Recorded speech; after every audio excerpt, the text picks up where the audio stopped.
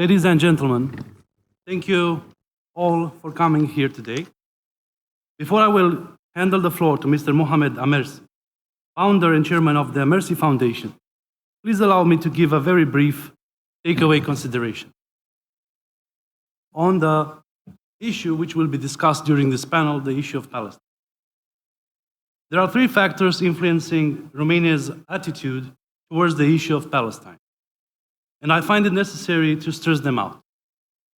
First and foremost, it is the legacy from the communist times of being, let's call it, an honest broker in the region of the Middle East.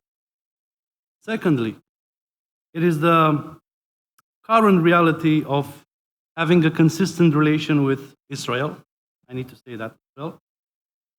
But last, and definitely not the least, it is the interest deriving from having a Palestinian community in Romania, and I especially refer to the mixed origin families living here.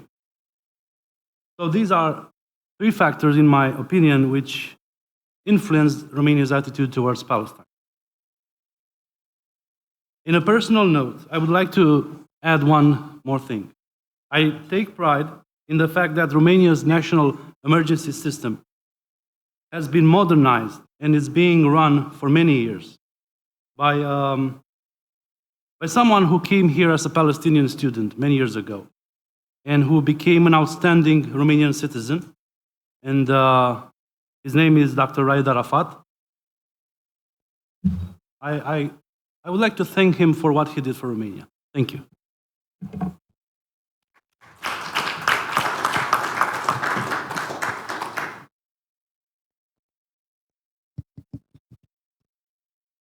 Bismillahirrahmanirrahim. Assalamu alaikum. Good afternoon.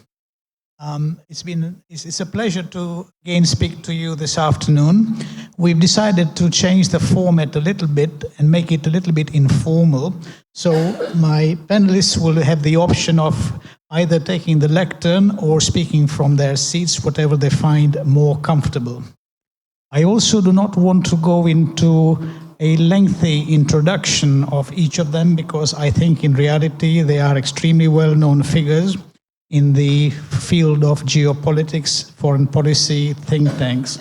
So they don't really need an introduction, but I will ask each of them to say one sentence or two sentences about who they are so we can contextualize their remarks.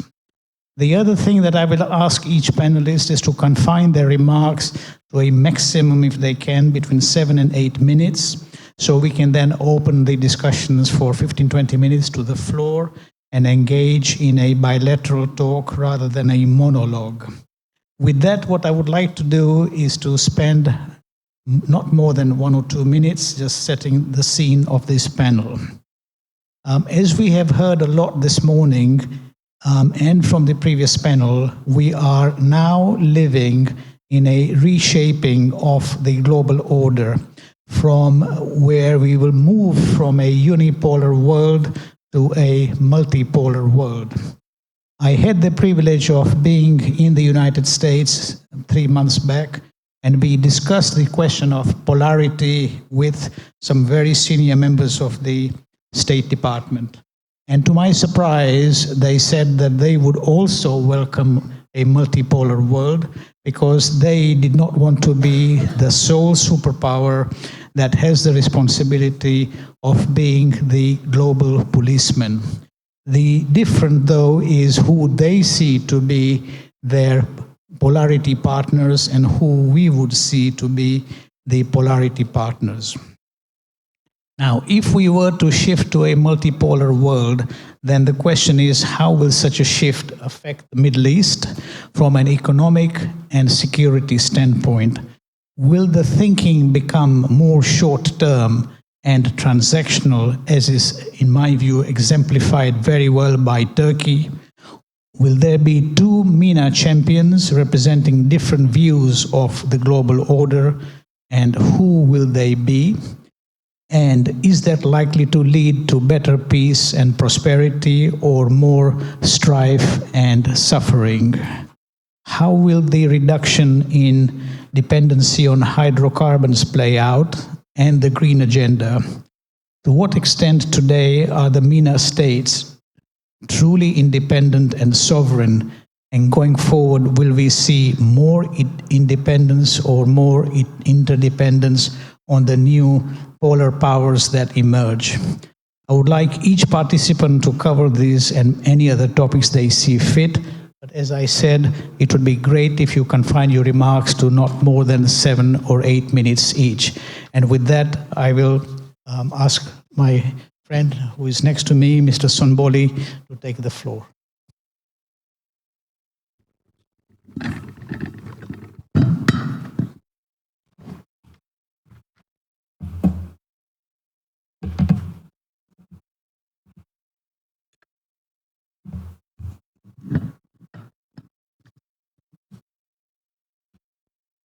Yeah. Thank you very much, Mr. Chairman. Thank you very much, dear guests and participants. I would like to thank the organizers of the conference. It's an honor for me to be here. I try to concentrate my presentation on the main topic of the conference. I mean the integration and interdependency of the Middle East. I want to just briefly review what are the obstacles for inclusivity, integration, and interdependency in the Middle East. Because there was lots of discussions, and I want to be very brief in these discussions. When I review the past developments in the region, there are lots of obstacles that we need to think about them. We cannot solve them, but we need to think about them. One of them is long-term securitization of the region. Securitization of the region have securitized everything, from environment to population, even population growth, to other issues, the borders and migration, etc. So the region need to pass through a process of desecuritization to concentrate the minds and brains on other challenges that we are facing in the region. The second problem that right now we are seeing, watching the consequence of that is demonization. I see the conflict that are going on, the genocide that has happened is the result of long-term demonization of the people in that part of the world. If it has not been made, so how the writers, researchers, think tanks define threats are very important, because when we demonize a country or securitize it, then naturally it has consequences, and we have to wait for other steps that are taken as a threat to confront the threats. The third problem that has deteriorated the situation and still we are seeing in the region is sanctions. We cannot have regional integration and interdependency under the severe sanctions that are imposed on every country in the region. It's not limited to one country. Many companies and countries and the common people, we cannot undermine the middle class by sanctions and expect that democracy and the peace and development flourish in the region. This is an important issue that we need to pay attention to. We have another challenge of lack of regional tendencies in the way of thinking in the region. We do not have a strong regionalism in this field, that we need to have more contacts among think tanks in the region and universities in the region to think more regionally, because the challenges are regional, but we do not have regional thinking to deal with those challenges. Another problem that we are facing is exclusive groupings. We are talking about corridors and other organizations, but when we say they are still based on geopolitical competitions, they strengthen competition. They are not overcome. They won't lead to integration and interdependency because they are part of the geopolitical competition in the region. That's why I think if we want to have inclusive groupings, we need to connect the corridors, not have separate corridors compete with each other. Another challenge that we are facing is the bilateralism in security affairs, that it has a long story. At present, I think all the countries in the region are strong enough to defend themselves. We don't need foreign intervention to defend any country in the region. That's why this is also we need to change the bilateralism in security affairs. the big problem in the region is the regional competition. We cannot ignore that. We have regional competition, and none of the important countries in the region are able to dominate or to lead the region for different reasons. Neither Iran, nor Saudi Arabia, or Turkey, or Israel, for different reasons. They have the cultural differences, ethnic differences. We have also, in terms of development, the differences are huge. So these differences, and none of them have enough power to dominate. And when it is said that Iran is looking for hegemony, it's very strange for me, because hegemony needs two things. You need first power, and the second is you need the consent of those who are going to be their hegemon. There is no consent in that part of the world about Iranian hegemony. And there is no consent about the Turkey hegemony or Saudi Arabia hegemony or even Israeli hegemony. That's far from it. So those who are looking and try to impose the hegemony of one country, I think it's a big mistake. And if you compare Iranian military budget, less than $10 billion, this is not something that even it's not enough for our own security in the region. It's far from being a country that looks for hegemony in the region. So I think that we should not exaggerate about threats in the region.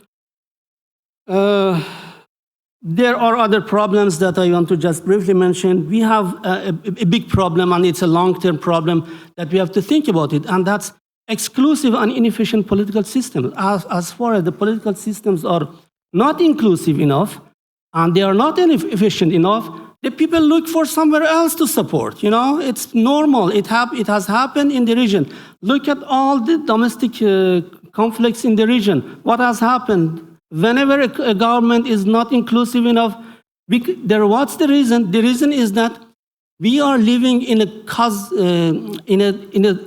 a region with many minorities and different religious, ethnic, language minorities that are living in any country. So when you exclude part of your society, what will happen? They will turn to others for support. Other may be internal or external. That's why we need to emphasize on inclusive systems in the region. If you go back and review all Iranian peace plans for Yemen, Iraq, Afghanistan, Syria, Lebanon, and Palestine, all of them emphasize on inclusivity of the system. Includes all. Let's include all to solve the problems.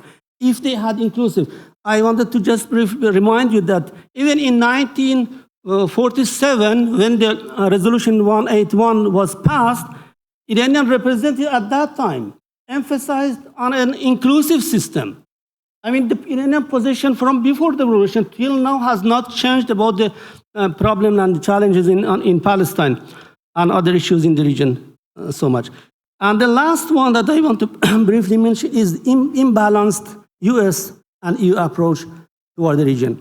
We need for a long time that they are, by selling their arms, interventions, invasions, occupations, economic relations, they divide the region into secure and insecure.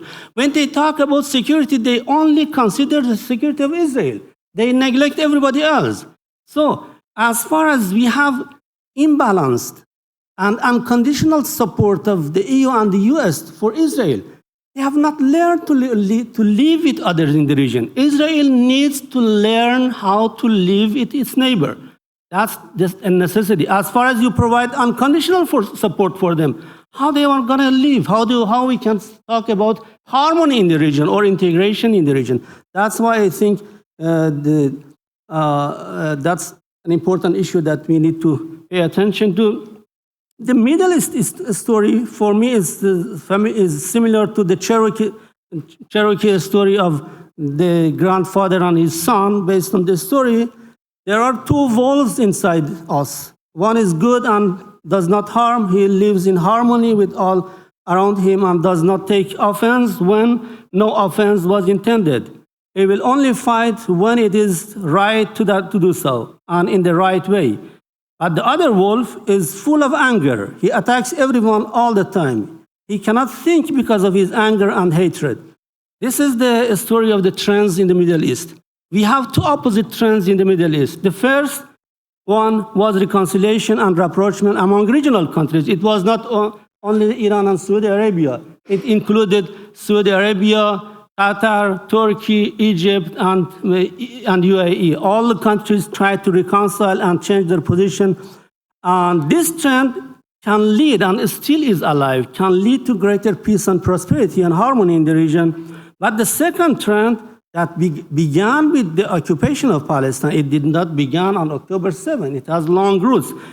It has led to many conflicts in the region, millions of refugees, accumulation of hatred and hostilities. This trend is dragging the region toward greater war and destruction. Iran believes and supports greater peace and prosperity, not greater war and rivalry. To stop the second trend, don't feed the angry wolf. As far as we are providing weapons and unconditional support in the Security Council and cover up with the media for Israeli actions, how do you expect that the region live in peace, and how do you expect that they learn how to live with others in the region? I think here I stop, and thank you very much.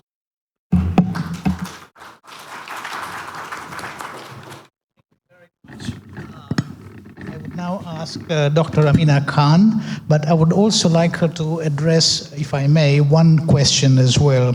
Why was it somewhat easier for the world to accept that Pakistan can be a nuclear power, whereas there is so much resistance to Iran becoming a nuclear power? It would really help if you touch on that as well. Thank you. I think maybe you can revert that question to our nuclear expert. He is my professor, so I can't define him. Okay, thank you very much. Of course, to MEPEI for inviting me, and to MEPEI for focusing on a subject that is of paramount importance.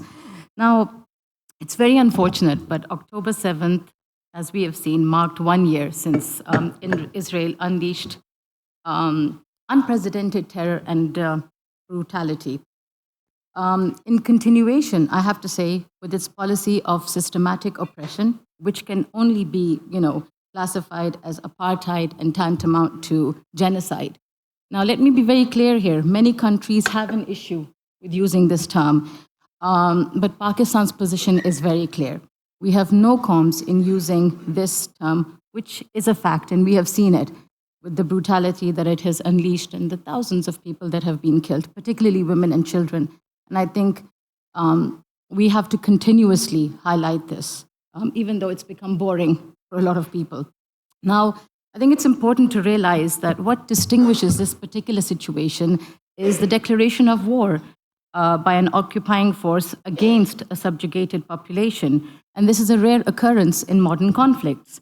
Now, while many have been quick to condemn Hamas, they have conveniently ignored the fact that decades of systematic brutality inevitably does lead to resistance in all its forms and manifestations. So I don't think one should be surprised by what happened on October 7th.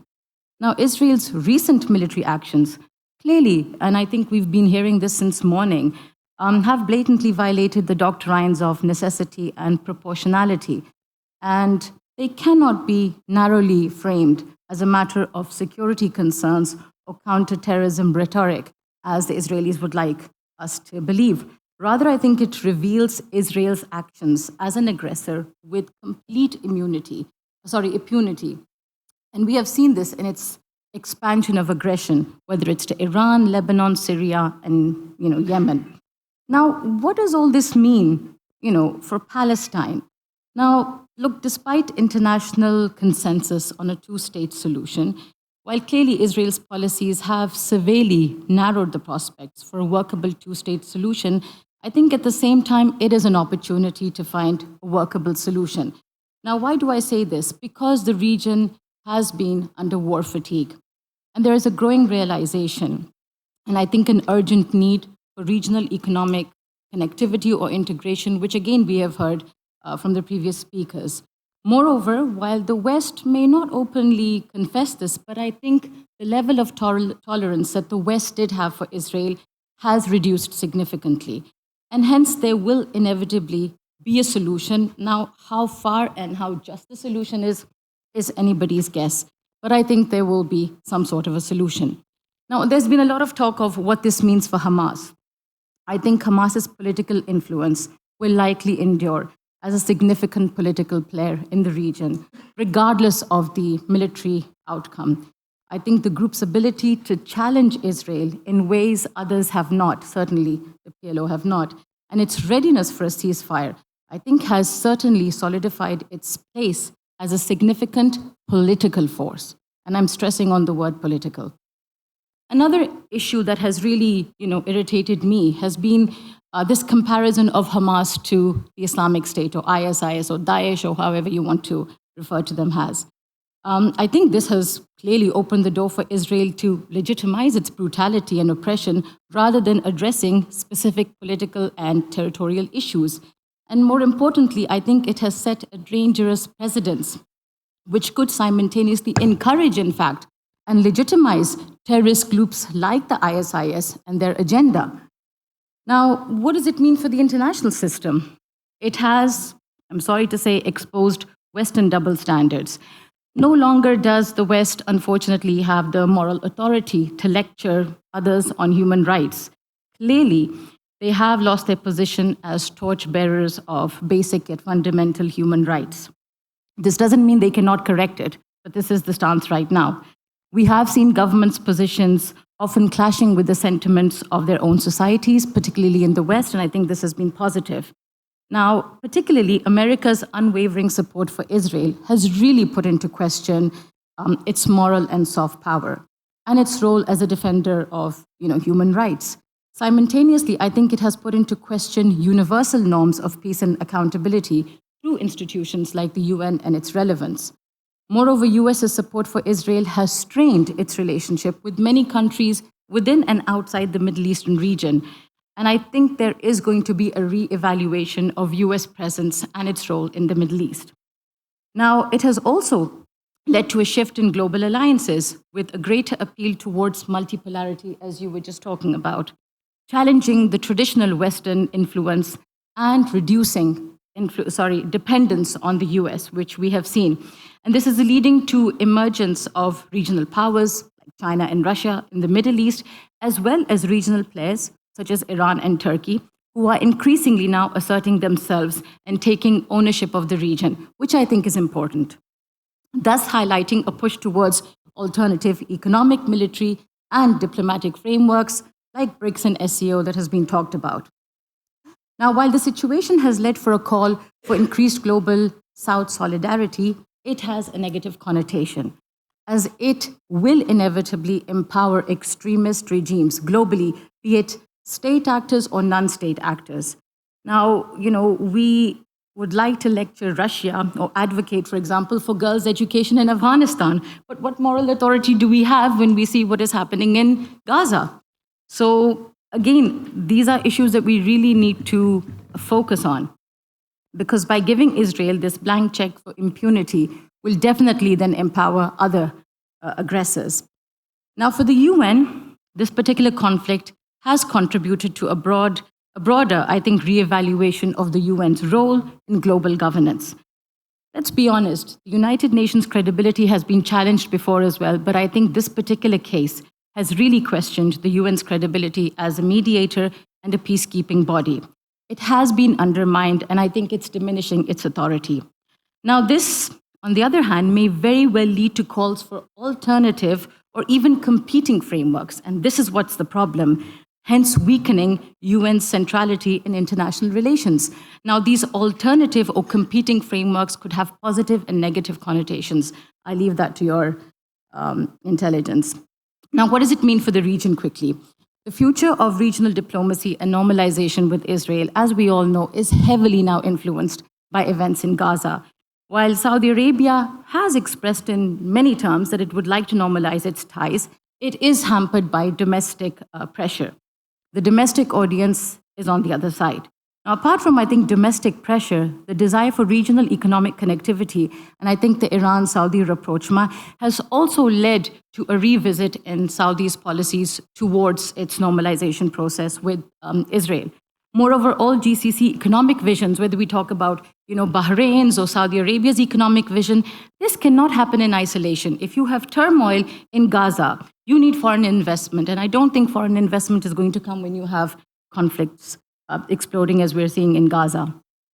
Now, while we have seen the prioritization of strategy over legality and morality, we see Iran as a central and key player in the region, which I have to say has shown immense strategic patience. And it's interesting how we are always asking Iran to show strategic patience. Why are we not asking the same from the Israelis? These are contradictions that no longer can be hidden.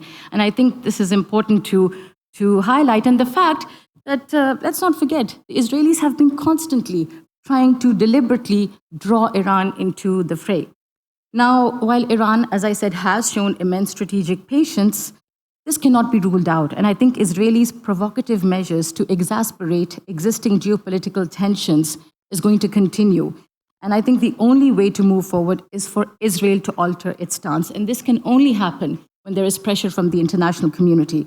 I think the region has shown far too much patience already as it is. Now, let me just conclude by quickly saying that the current situation, as horrific as it is in fact a test for the international system.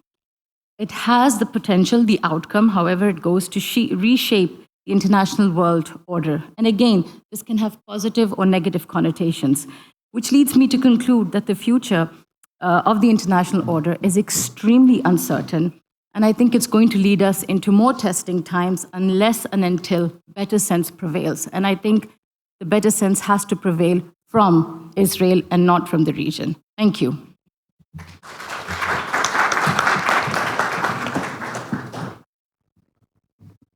Dr. Yusuf Bolushi, thank you very much for coming here. We have discussed this many times before. Oman, its leadership, and you all exemplify a DNA that is a pathway towards moderation, towards peace, and Oman is so often the trusted interlocutor. What is it about Oman that makes it so privileged to be in this position to mediate conflict? Please share some of your thoughts in this domain as well.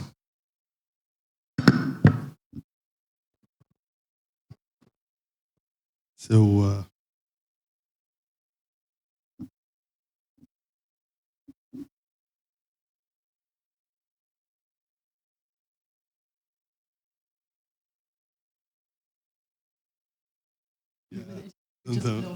yeah. So, I mean, first of all, really thank you for inviting me, and thank you, my friend Dr. Amersi, for this wonderful question. I will share that at the end of my intervention. But I think I would like to start my intervention, through reading exactly what we are trying to speak about, which is the integration and interdependency in the Middle East. And we keep hearing from the morning that, there is one evil in this room, which is Israel, which is stopping all of the integration in the Middle East, which I want to argue that itself. I'm not here to support by any mean any of the Israelis' propaganda, but I think even prior 7th of October, with different regional situation, we were not seeing any positive signs of integration were happening across the board, either into the micro areas or corporation, like where GCC were facing a very heavy turmoil of conflict.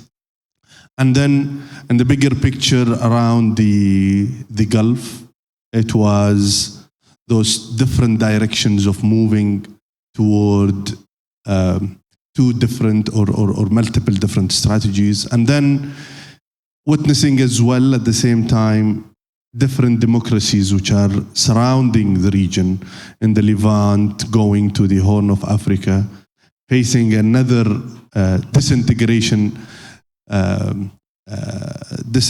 disturbance. We're going there. So my first point, which is really clear, that I mean, Israel is one of the disturbance, but it is not the only disturbance.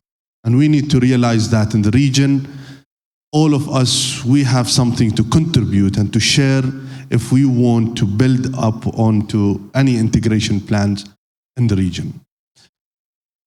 The second point I would like to shed light, I mean, it is the example of what GCC came with, I think 40 years back, which is Gulf Council Corporation. And here I want to stress clearly on the word corporation on this council. It is not a union, it is not EU, it is a real corporation where they were really trying to unlock, I mean, the integration from the economic point of view. They managed as well to unlock some of the integration on the political point of view. And they tried really to unlock a lot of potential into their integration, the security field.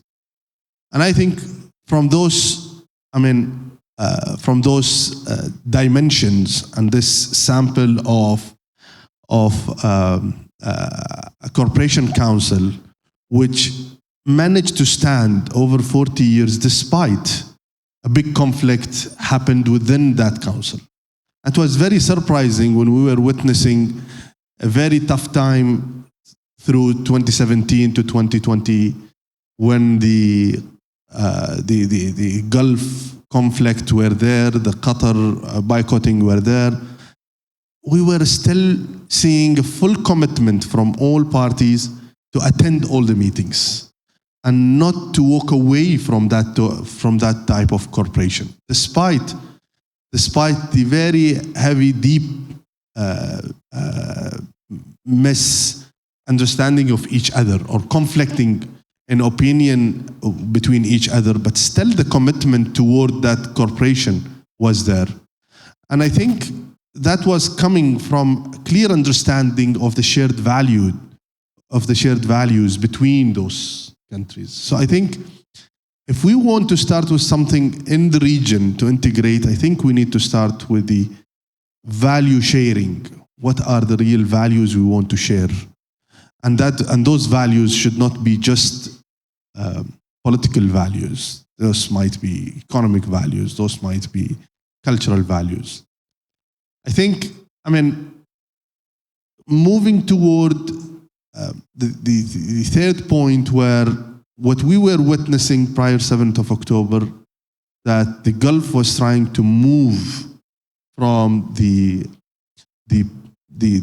policy of trying to be independent, to accept its interdependency with the other regions and try to unlock the role of being the connector between the East and the West. And I think that's something which GCC tried to engage and enable. Despite, I mean, different criticism on how that was planned to happen, and I think the criticism might have some rational point of views there, but I think the main idea of just enabling the connectivity between different regions of the globe, that itself, it's something all of us we need to work on, because that's one of the main anchor of integration which we are speaking about. So from there, I think the rapprochement with Iran came, and as well different projects, either the Chinese,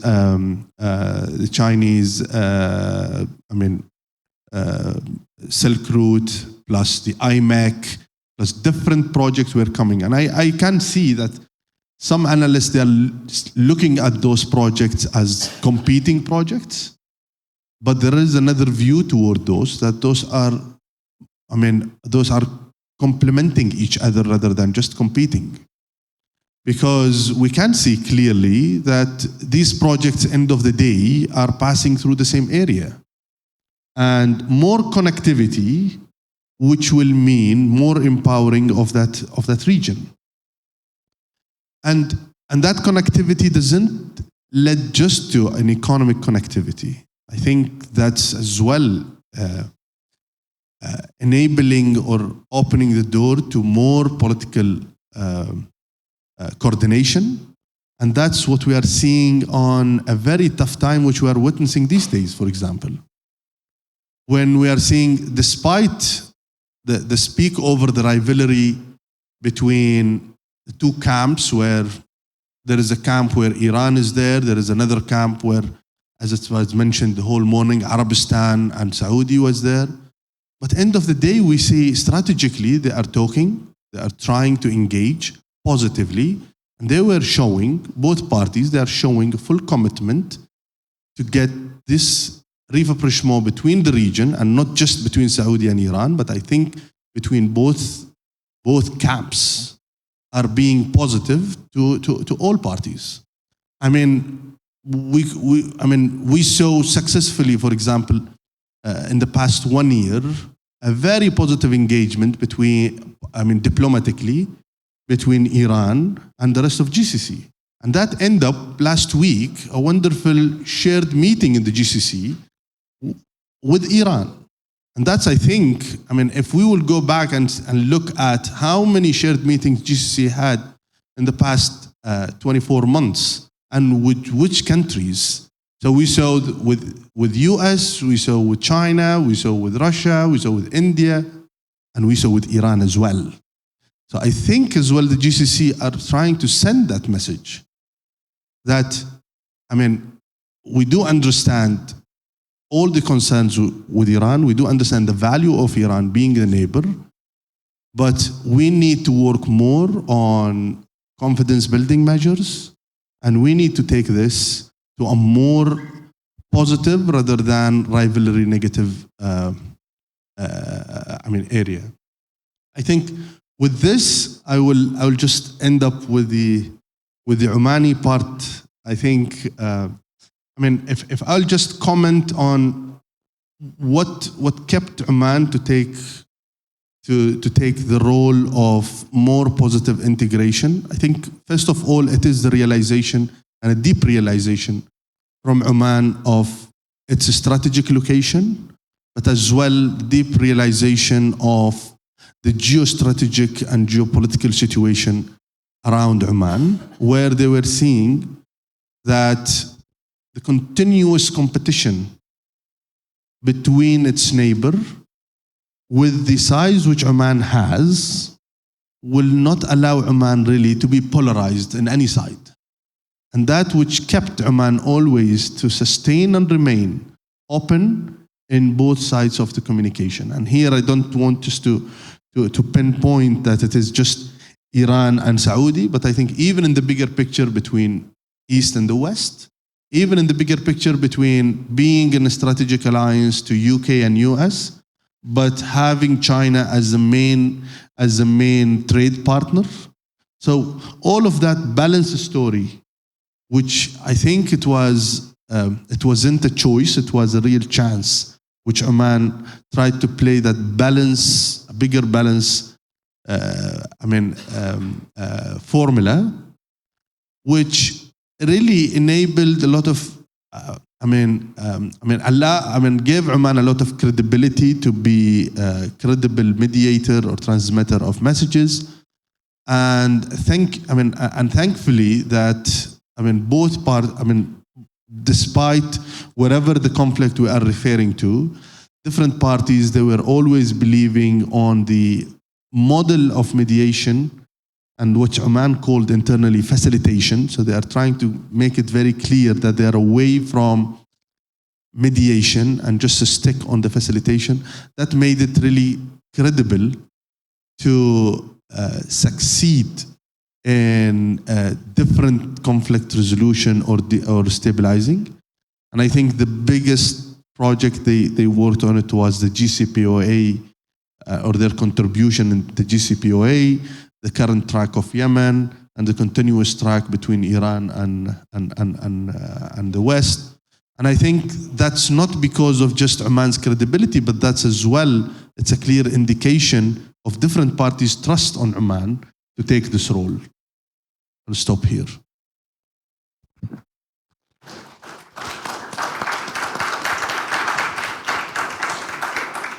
Before I let you go, I want to push you back on one point, if I may.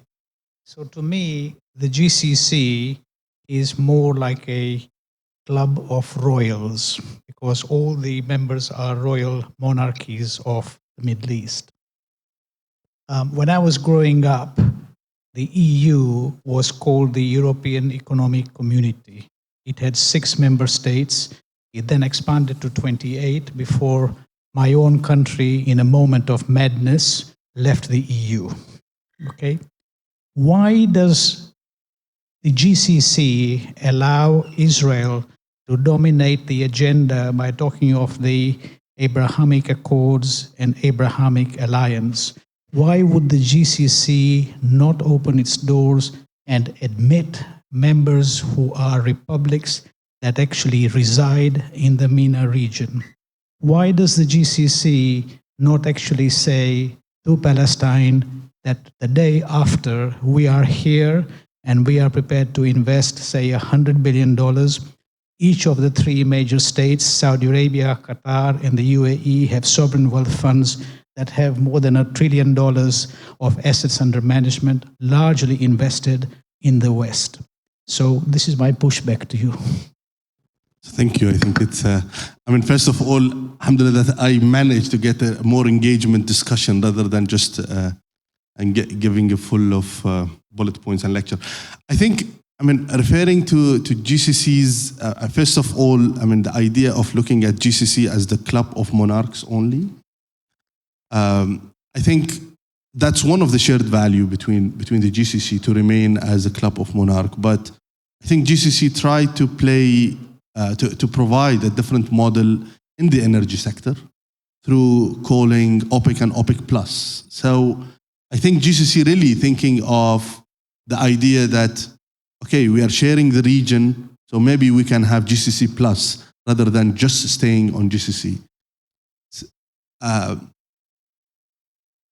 The other point, I think, which is really important, we need to really look at in the Arab camp. GCC are really leading different efforts toward the resolution of the Palestinian case, and I think that's not from today.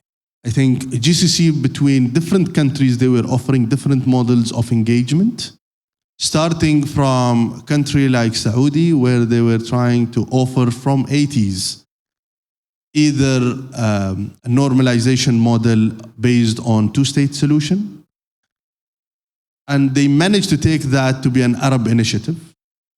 That's one. And 2, the other model was different other countries were taking to provide some incentive to Israel through engaging with Israel in the moment where there were hope. And one of those countries, I can refer that to Oman. Oman was the country which did not boycott Sadat in 73. Oman may be the only country in the GCC which received 3 prime ministers from Israel and opened a commerce trade office between Israel and Oman. And why all of that happened? Because in the days of hope, I think those countries, they were trying to provide incentives that if you are coming one step, they are saying to Israel, if you are coming one step, we are coming to you 100 steps. But just you need to accept the statehood of Palestine. The moment when that hope went away, that moment where everyone really stopped from dealing, and that's where we are witnessing these days a very aggressive, foreign policy from Oman toward Israel and accepting the right of resistance from Hamas and from all of the arc of resistance. So I think, if we want really to assess the GCC policies, we need to look at these policies as different options which are put in one pot, trying to provide a collective solution, rather than looking at them as a competing policies. This is one. And 2, I think the realization which is happening within the GCC to open to different partnership. And it's not just, as they are open with China, they are opening with India, they are opening with Iran. So that diversification and being able, especially at the days where the situation is really hiking up in the region, being able to neutralize the GCC and sending the same message to you as sending the same message to Tehran, that we don't want to be a part of this.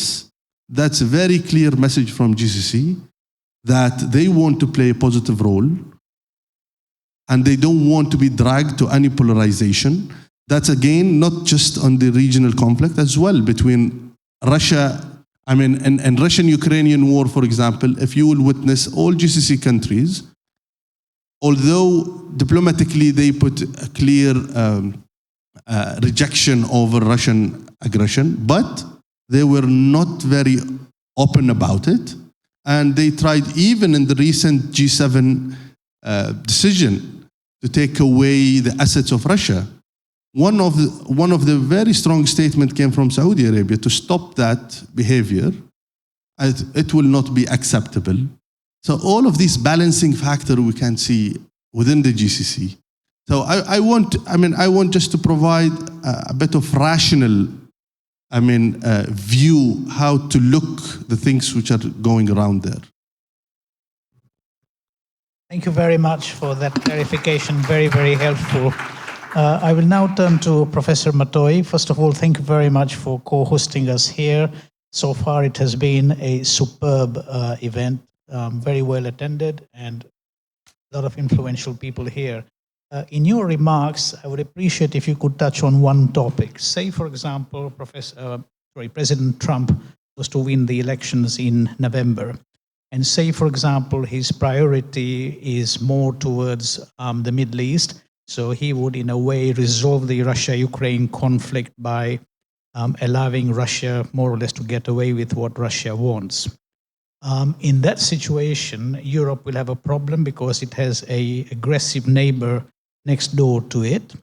And Europe might well say that, look, for you, Trump, maybe the Middle East is a priority, but for us in Europe, the priority is Russia, Ukraine. In that situation where there is bandwidth only to attend to one conflict, how should and how will the Europeans navigate? Thank you.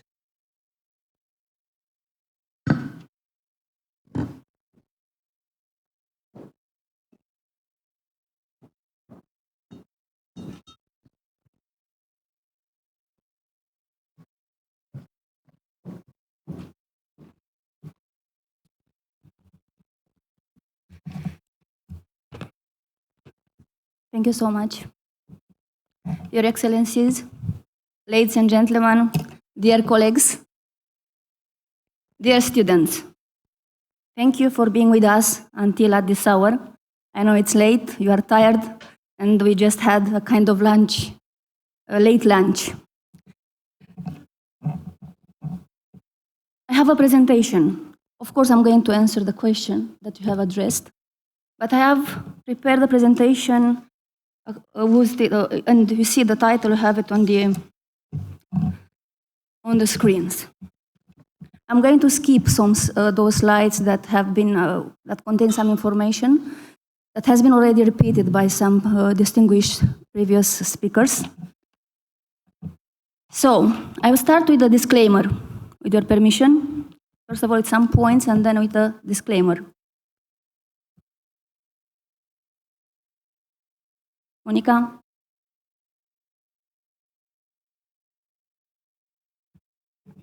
Which one? Thank you. This one? So, when it's about disclaimer, it's okay, thank you so much. Actually, there are 2 points, and the disclaimer refers to the last paragraph. Please note that I've started from the premise that the Abraham Accords are a potential instrument of regional integration, regardless of whether there are other intentions or strings attached. Also, I'd like also to mention that while the title reflects the question, this research, please note that this research does not claim to be an exhaustive one at all. Of course, it's just a perspective. And of course, it's about the responsibility for the presentation. It belongs to me.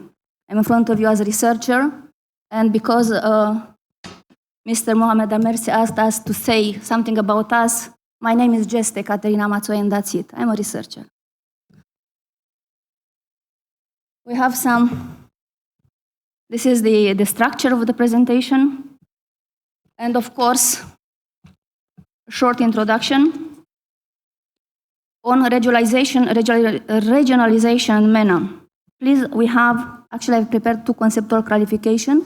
The first one refers to regional integration, and the second one refers to regionalization.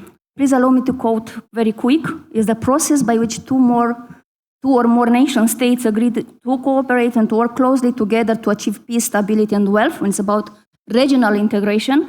And when it's about regionalization, I'm quote from Council of Foreign Relations, the practice or trend of separating regions into little portions and dividing huge areas into regions or districts.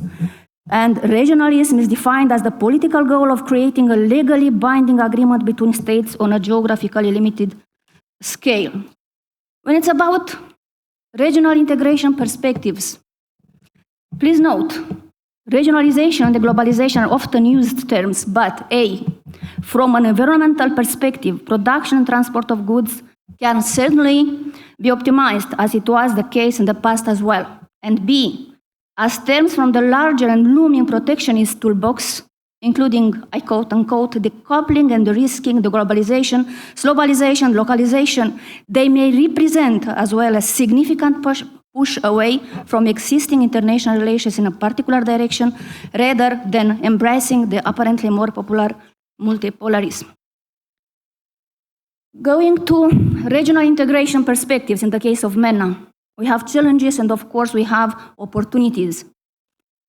In the case of challenges, you can see we have a relatively unstable security environment for at least decades. Also, we have relatively pronounced rivalries and exogenous interests. We have unequal distribution of natural resources, especially gas and oil among regional countries, and of course, last but not least, the Palestinian cohesion problem. When it's about opportunities, we have attempts to pacify the region after 1948 failed, but interest to achieve a relatively stable balance is still on the table. Climate change demands transformation of economies.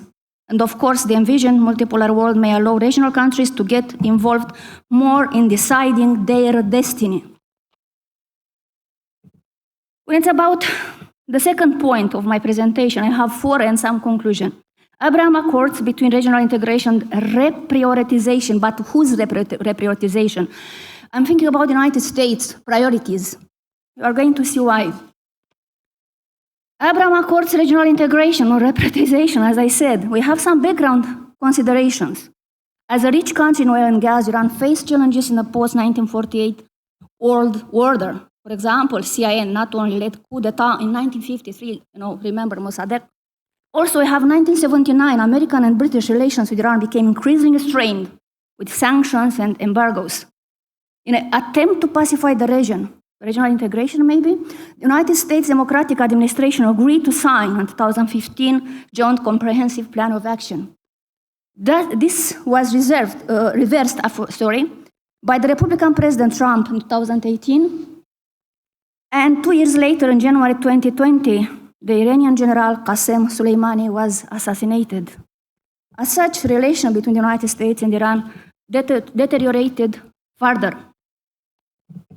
So, I know it's difficult to compare the JCPOA with the Abraham Accords. Still, I've given my best to present a kind of mirror,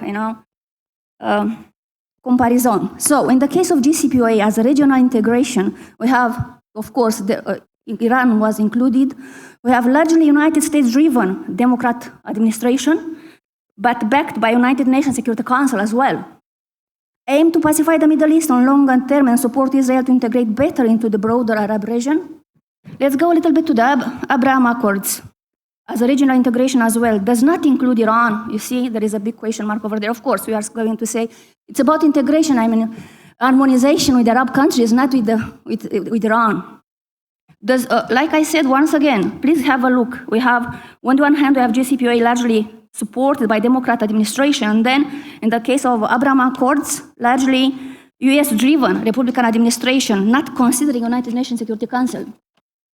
Also, we have aim to reconcile Israel and further Arab neighbors, KSA adoption appears to be conditioned by a two-state solution. Also, Abraham Accords may envision an economic cooperation plan that is expected to change the region. So, do Abraham Accords represent a reprioritization of United States and Israeli interests in the region? A potential answer, yes.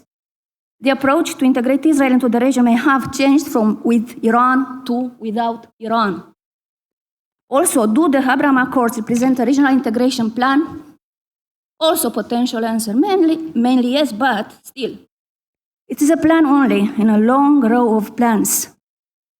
B, it is a rather American plan. Israel by itself may not have the resources to enforce such large-scale projects. And here I'm not thinking necessarily about money when I'm thinking about resources to implement this plan.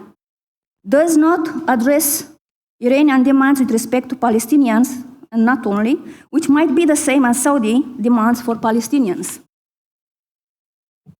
Also, do the American Abraham Accords have the potential to fill the void created by American withdrawal from the JCPOA?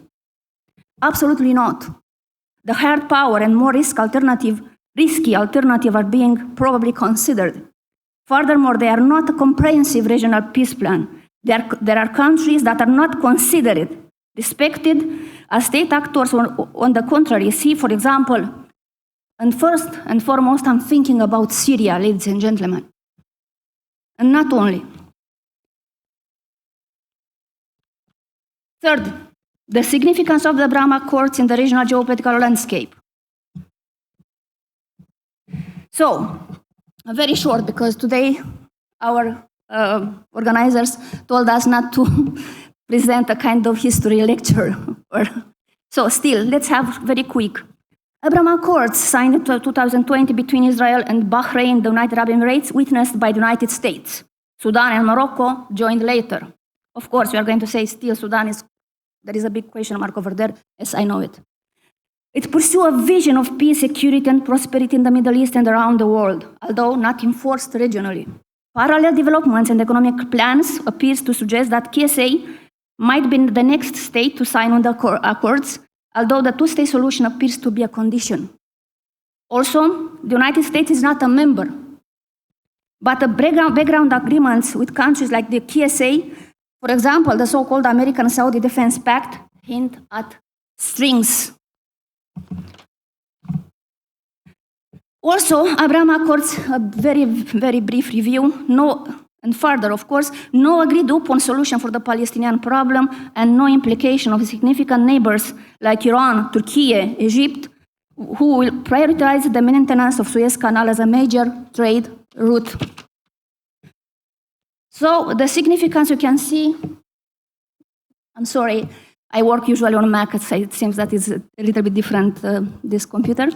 So we have advancing Israel's recognition interest, yes. Economic cooperation between Israel and neighbors, envisioned. Competing Suez, competing BRI, probably envisioned. Ensuring peace for Saudi mega projects success, might expected.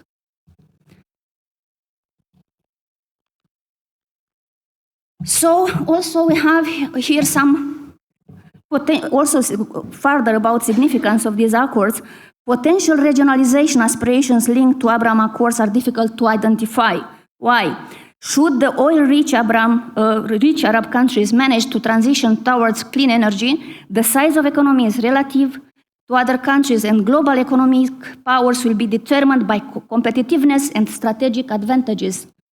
Consequently, regionalization of certain economic activities represents a limited argument for regional sovereignty and implicitly for a regional integration. And the last point of my presentation, a half solution after the JCPOA, the Abraham Accords. What do you think? I have just add this kind of subtitle, half solution after JCPOA.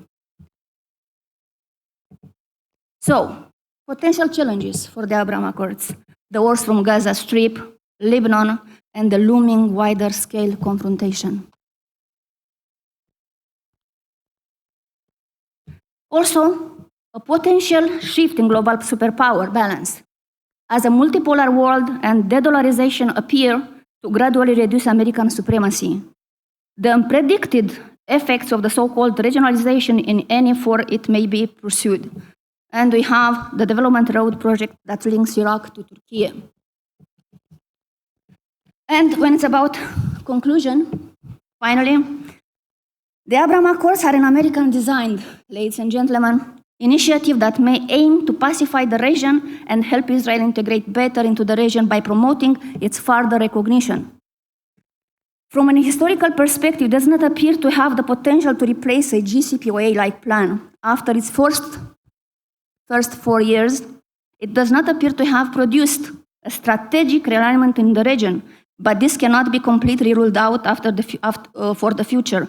Hence, it is a step, but so far not a solid one towards regional integration. So that was my presentation. Now in regard with the question addressed by distinguished Mohamed Amersi, I am afraid to predict any future if Trump will become the president of the United States. So I'm not a specialist on Russia and the Ukraine war, so I have to refrain in stating any opinion. Thank you so much for your understanding.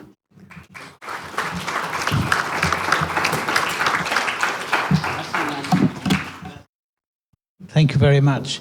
I now invite Professor Ahmadian to address us, but I would like him to, I know he loves difficult questions from my engagement with him in the past, so I'd like him to think about two things while he is speaking to us.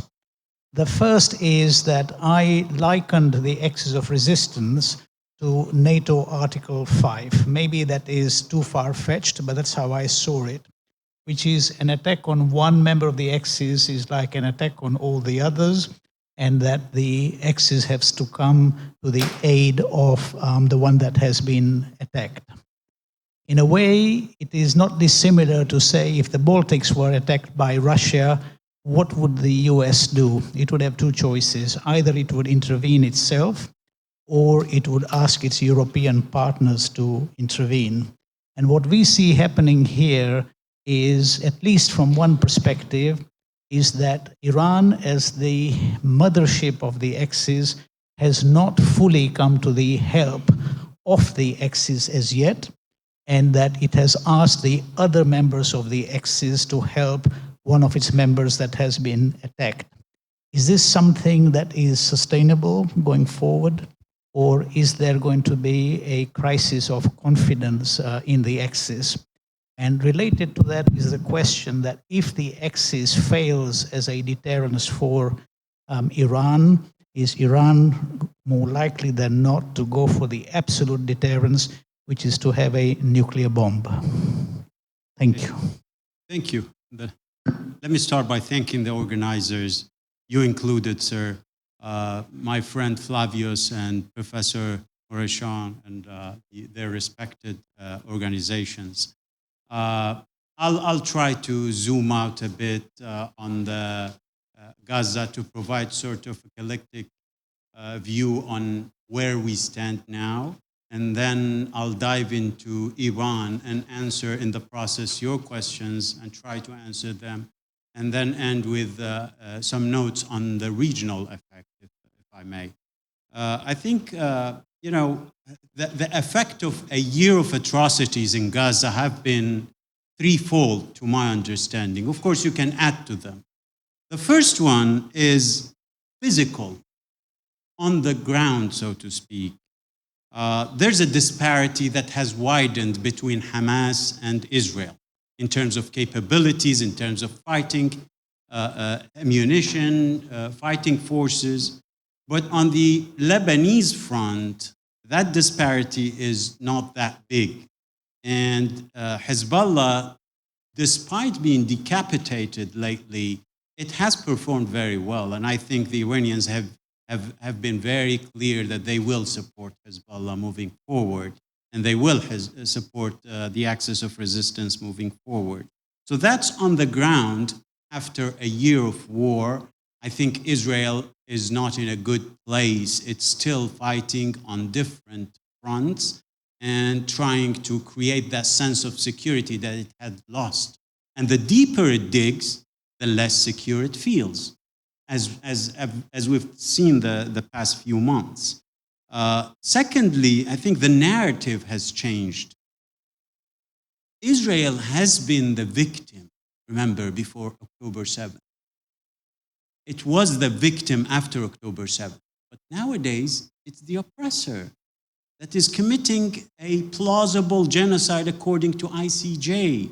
It is an occupier that is killing the people that it is occupying. So that change of narrative, I think, is a big shift in the entire region that will have an effect on developments to come. The third aspect that I see as important after a year of atrocities is the psychological effect. As I said, the Palestinians before October 7th, they were uncertain of the future. No one was talking about the Palestinian cause or the Palestinian state. It was forgotten.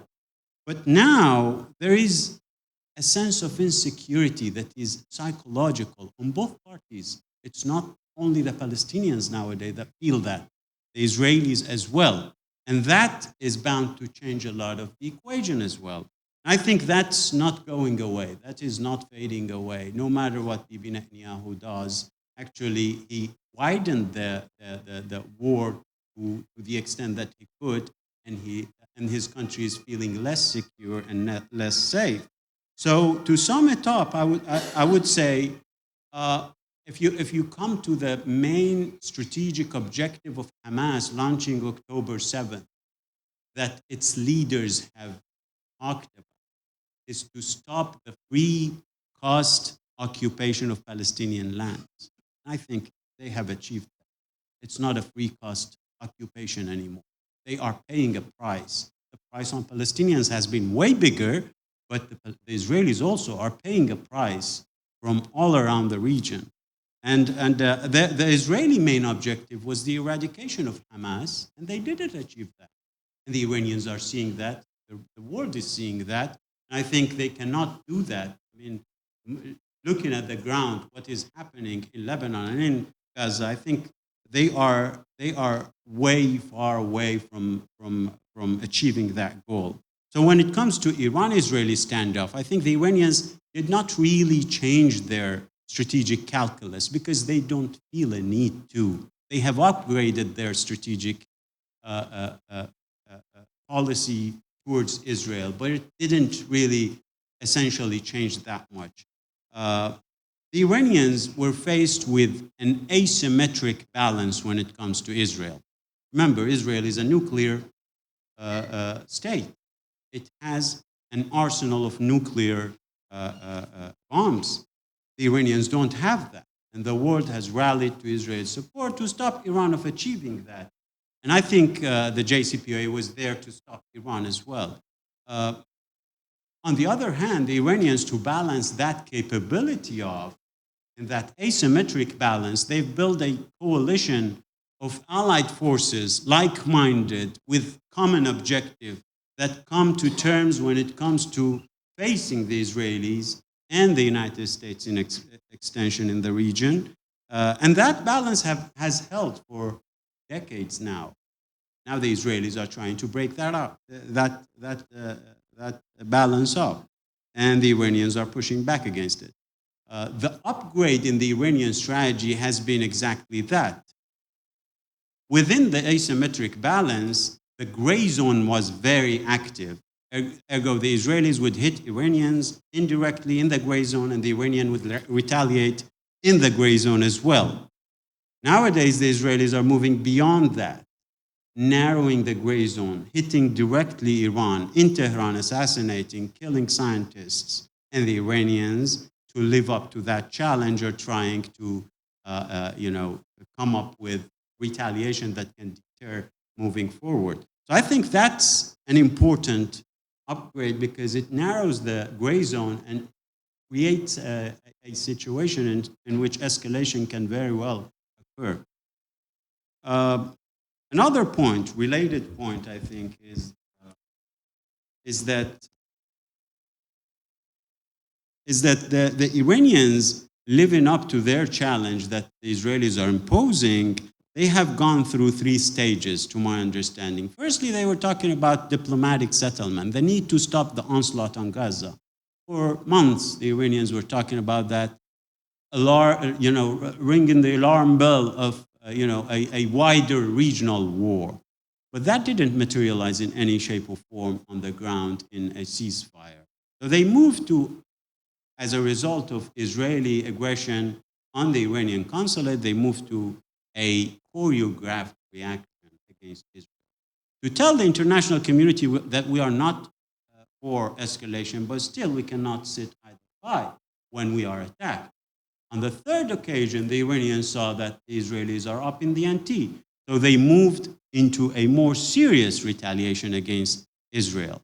And I think the escalation looms large moving forward because of the shrinking gray zone between the two, and because it seems Netanyahu doesn't have that much of a choice but to escalate, and the Iranians would not have a choice but to escalate as well. Another point that is, I think, important in this topic is that Iranians focused on their coalition in the region in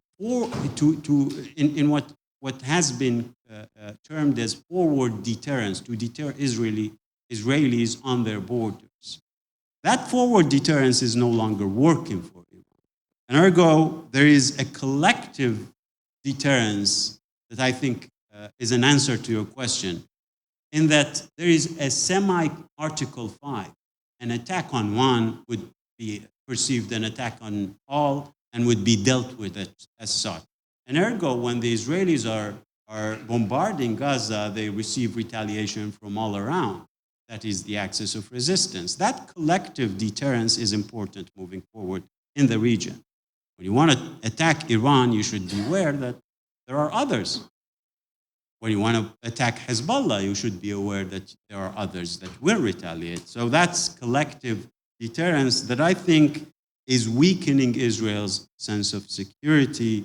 And to basically cap that off, the Israelis have moved to escalation, regional escalation, and they are not after deterrence anymore. I think deterrence in fluid situations like the one we are in is irrelevant. They are after dominance, escalation dominance, and the Iranians are retaliating to stop that escalation dominance, to stop them short of establishing such a dominance. And I think that opens the door to escalation moving forward as well. And now back to the region, I think there have been regional repercussions also for Gaza. Firstly, there is in the region, we've seen as a result of Ukraine, but also specifically Gaza, there's an international balancing momentum in the region. Countries are moving towards different international countries or powers to balance them off against one another. That has gave room for a new trend, another new trend, that is regional agency. We see a booming regional agency. We see the results of it in Iran-Arab interactions, in Iran-Turkey interactions, in Iran-China-Russia interactions, and between Arab countries as well, and Russia and China. So these two trends are really changing much of the geopolitics in the region. But there have been other alarming developments as well in the region. I think I'll leave those for the Q&A session. But two more, I think, developments that are important are that the Iran-Arab relations have evolved during this past year. I think that's something that one should keep an eye on. I think that has a lot to do with another trend, that is the derailing of the normalization process, the Abraham Accord that you talked about. I think that process was premised on a logic that has a lot to do with Israel providing security. Israel cannot provide security for itself.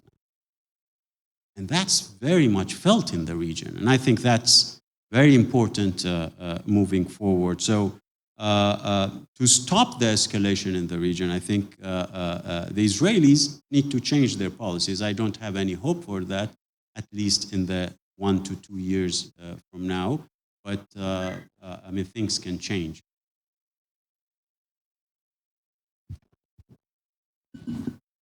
Thank you very much. Thank you very much, Professor Ahmadian. I will now pass on to my colleague Julian Maris, who will conduct the questions from the floor. Julian. I would also like to thank to our esteemed speakers, first of all.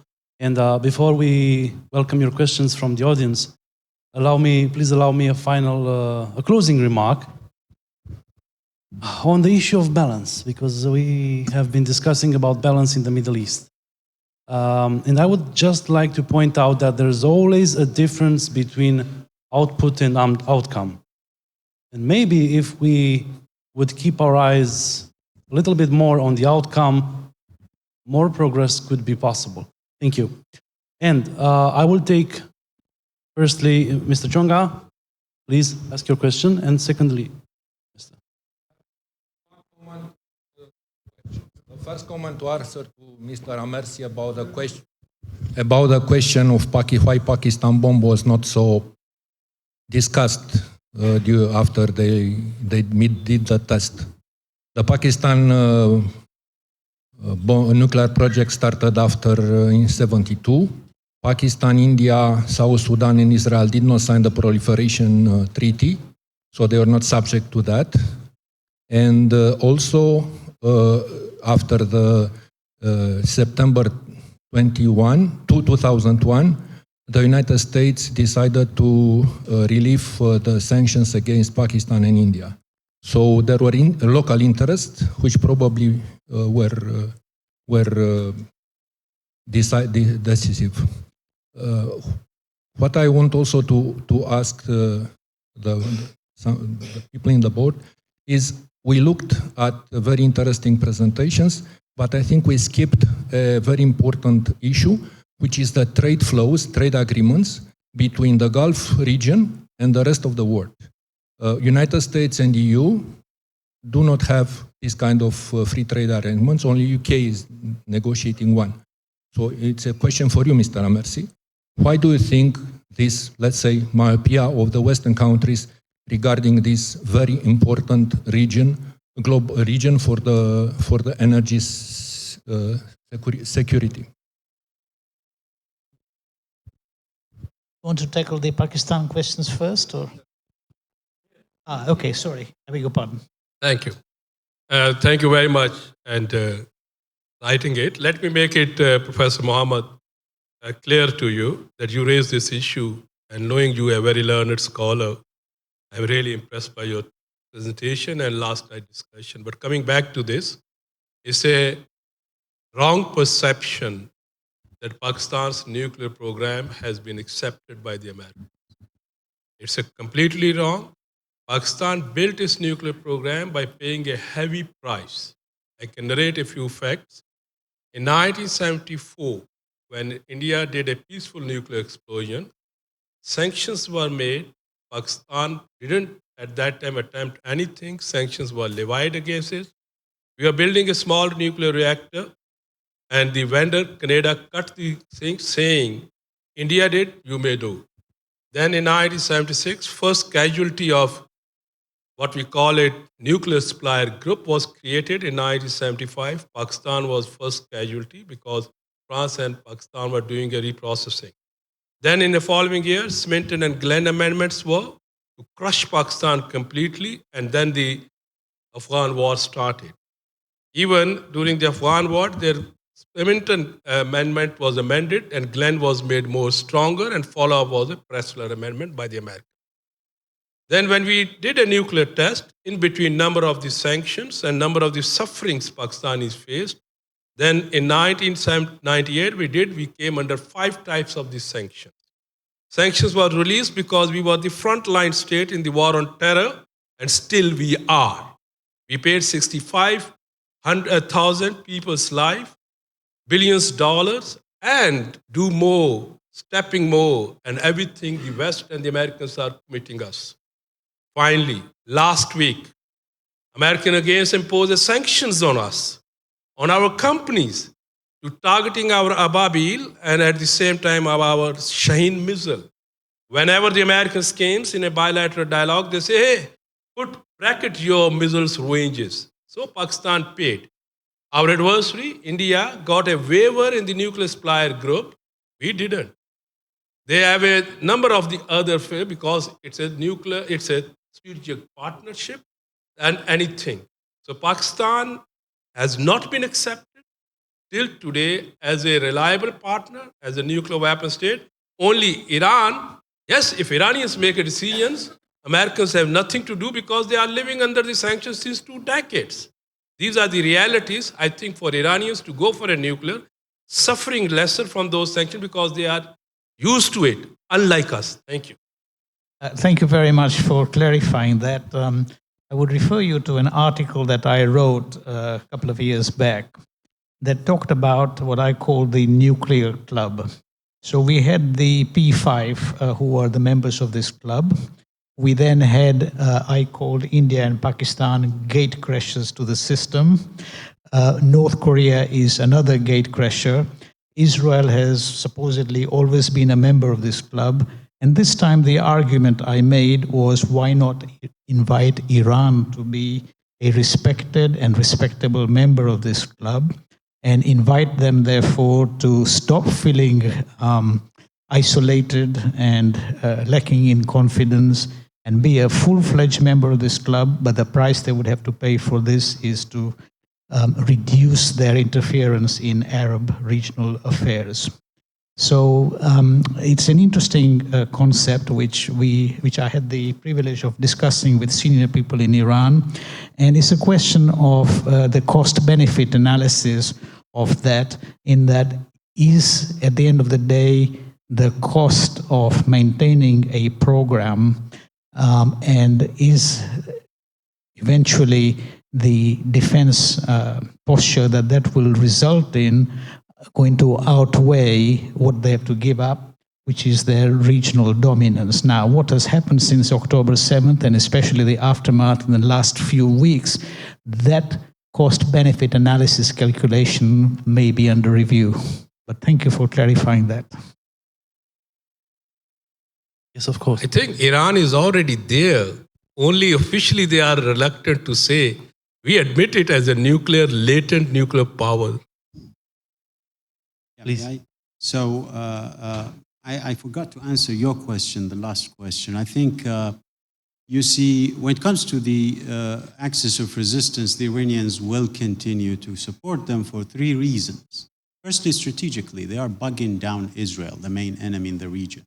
Secondly, for strategic culture, Iranians have never let down their allies. Thirdly, the Iranians, you look at the debates within Iran, you could see that they are very much see themselves on the right side of the moral equation, supporting a occupied, oppressed people against an occupier. So that's part of it. And when linking this to the nuclear equation, I think the Iranians have talked about, and there's a fair amount of debates within Iran on change of nuclear doctrine.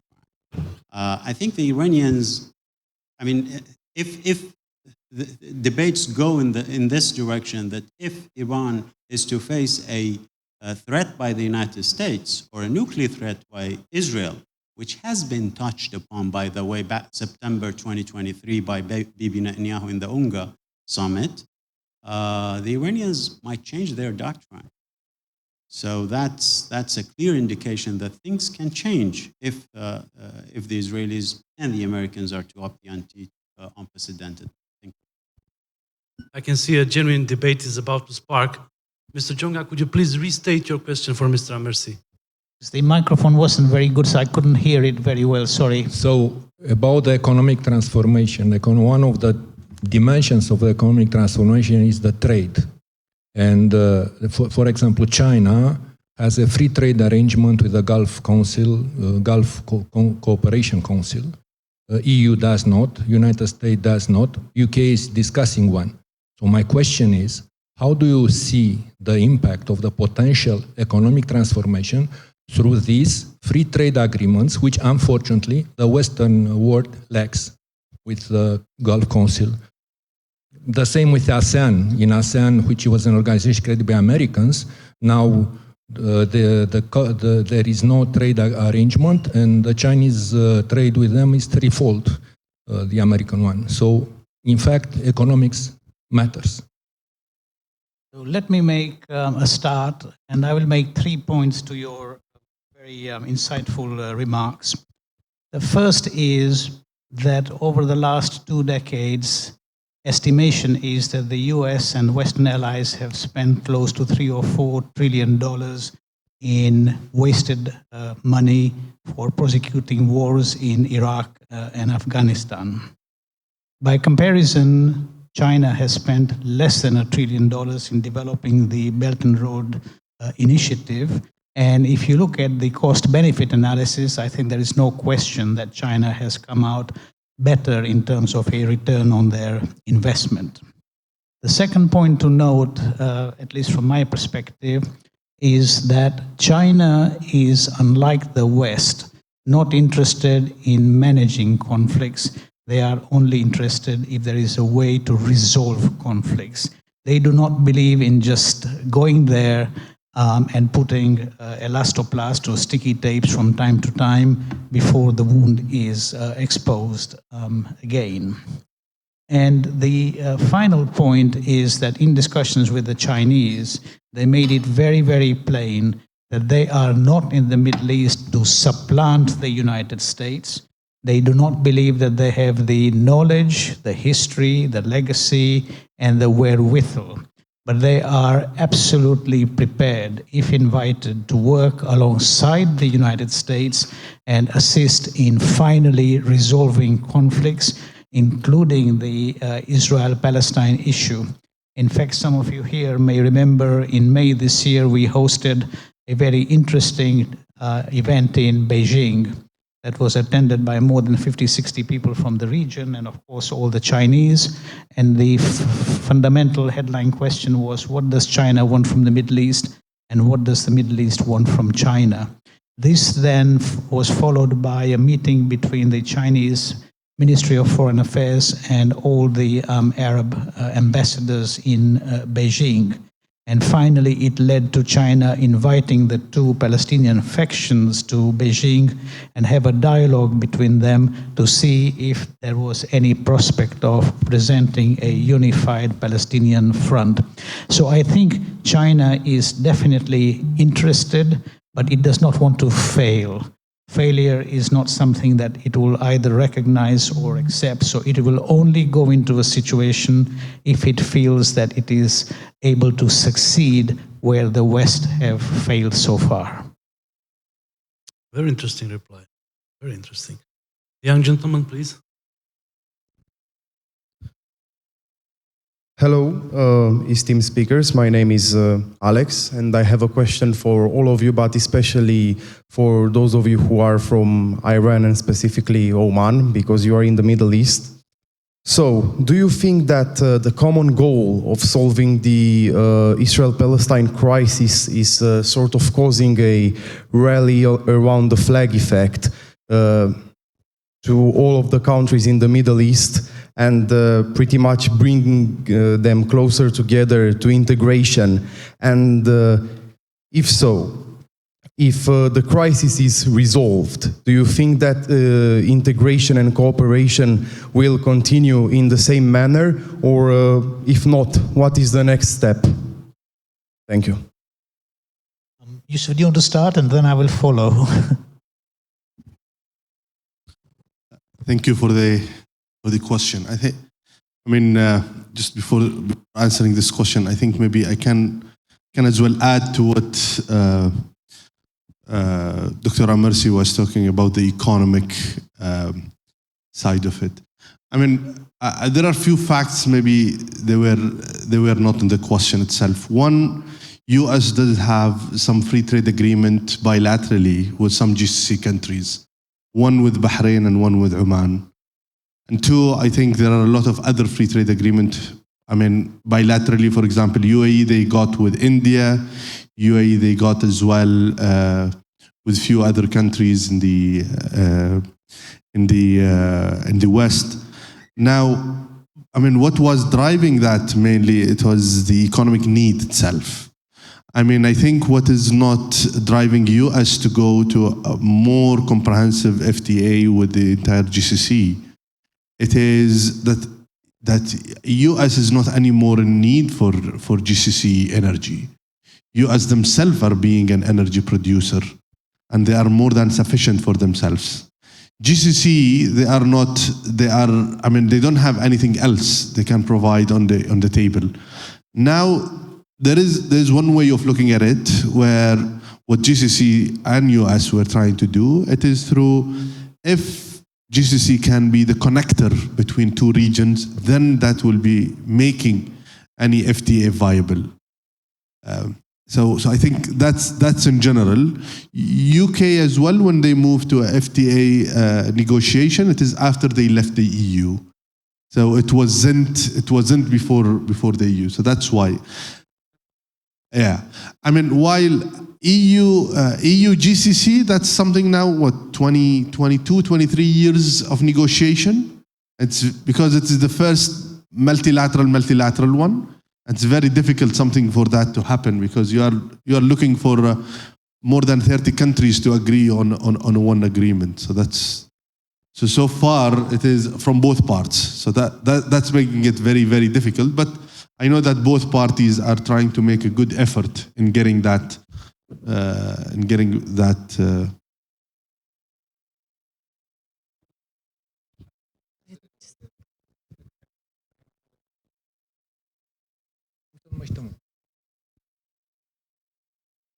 No, EU exports something 60 billion, imports something 30 billion from the Gulf, EU countries. But I have to challenge your assertion that EU is now independent from the energy point of view. After the Ukrainian war, the things are not so good, once. Secondly, the price of energy went up. So I don't know what will happen, but what I can tell you is that the countries which, as Mr. Amersi mentioned, are trying to be more present in the region are not doing only political or military, but are doing also economically. And that is, in the end, what gives the support for the rest of the actions. I totally agree with you. That's why I think EU become more serious after the Russian war. So, I mean, if the gas from Russia came back, it will be much cheaper to get any energy from the GCC.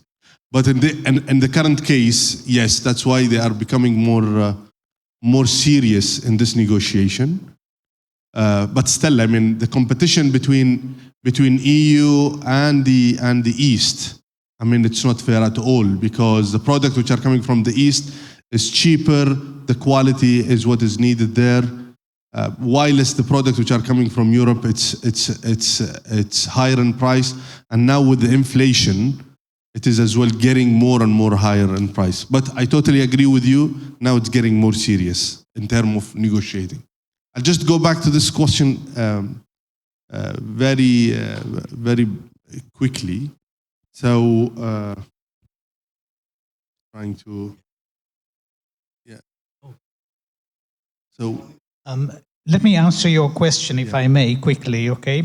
So the Israel-Palestine issue is one issue.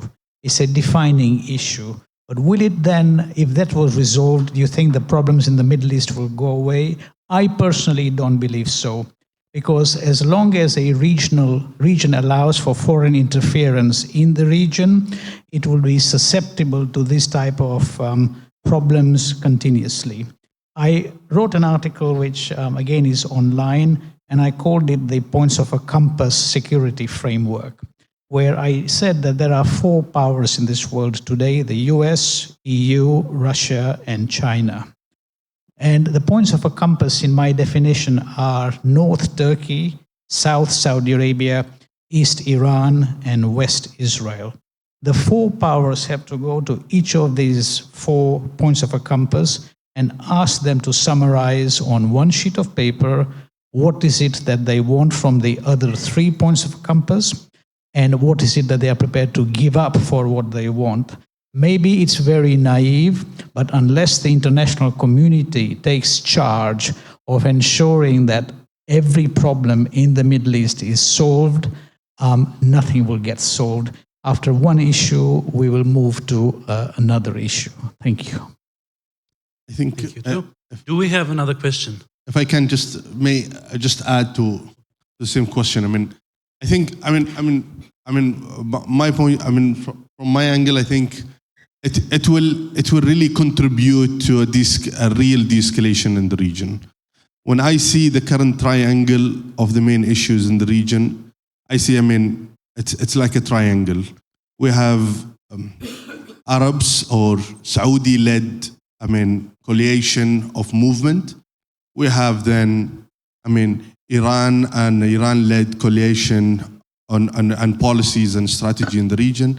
And then we have US, which is Israel on behind of that. And if you will try just to link between those three, in the heart of it, you will find the Palestinian issue always just being in the middle of these three angles. And I think if this issue of Palestinian statehood is really solved, then I think we are building a real, very solid starting toward de-escalation, a very strategic de-escalation in the region. Yes, but briefly, because I just had on briefly.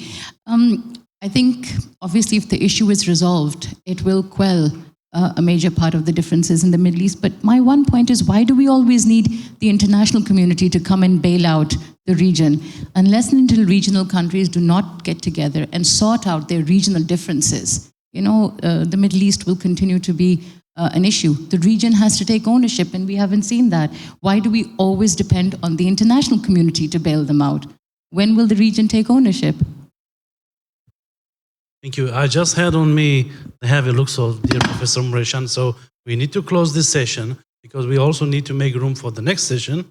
And I'm sure everybody wants a short break. Thank you for this debate. It was lovely. And enjoy your short break and see you afterwards inside again.